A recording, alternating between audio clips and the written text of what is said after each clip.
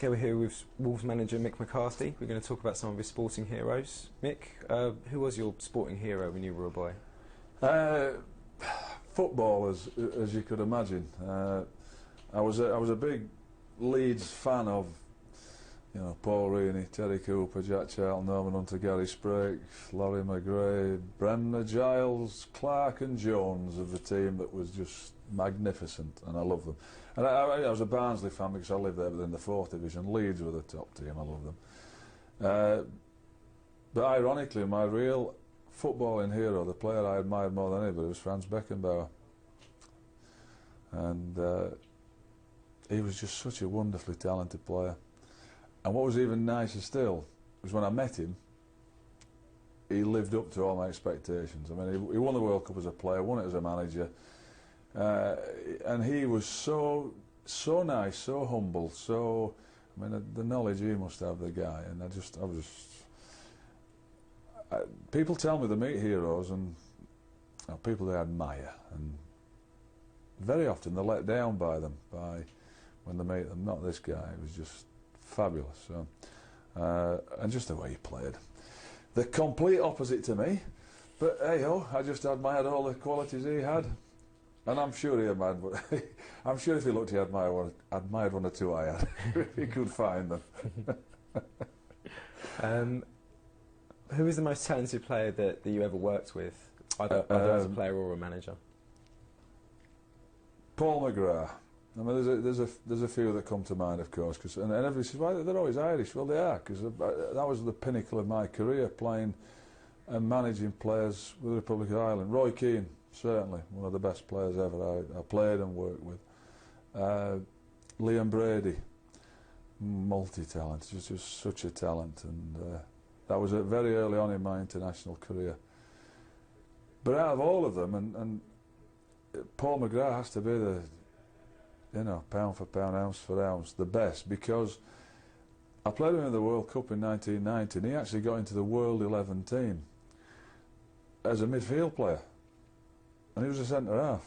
And I love Big Jack's wisdom to play him as a midfield player, because if he hadn't have done, I would never have played, because he was far better than me. And just having him in front of me made my job a hell of a lot easier as well. So, without doubt, Big Paul was so gifted, so talented, and I'm not sure he even recognised it himself. He was another guy that was so humble about it. Beckenbauer, McGrath, those kind of footballing defenders, kind of classy, elegant backplayers. Yeah, oh yeah. I can't ever think, looking back at Franz Beckenbauer, did he go crunching into tackles and smashing people with headers as a centre half? Did he ever have to do it? It was the Bobby Moore school of defending. But we all have our ways of doing it. Big Paul was the same. He could handle all that physical stuff, but he was so talented, so quick, so gifted, and just a lovely guy as well. Which player to have graced the Barclays Premier League over the last 20 years do you most admire? Who most stands out for you in that time?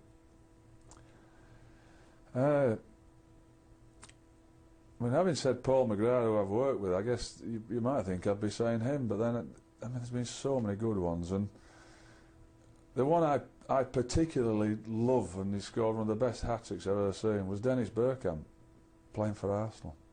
He was just magnificent, and for all different reasons. Then I think of Alan Shearer, all the goals he scored. I just thought he was so talented, wonderfully talented. Ronaldo, who, at Manchester United, and I never always liked him, the way he played. He had a different, unbelievable arrogance about him when he played.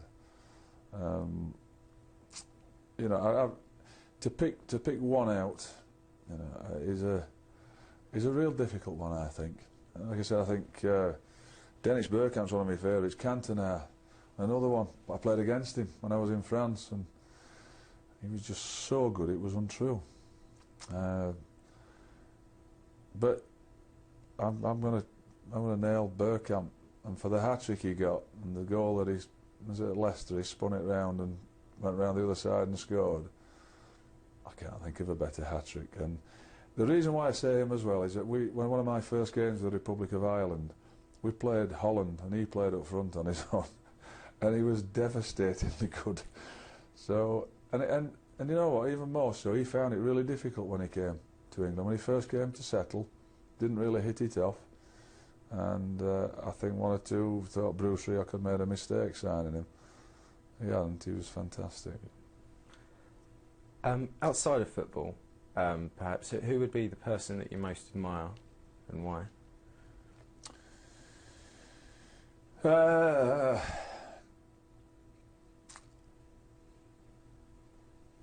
I don't, you know, I look at politicians and is there anybody there?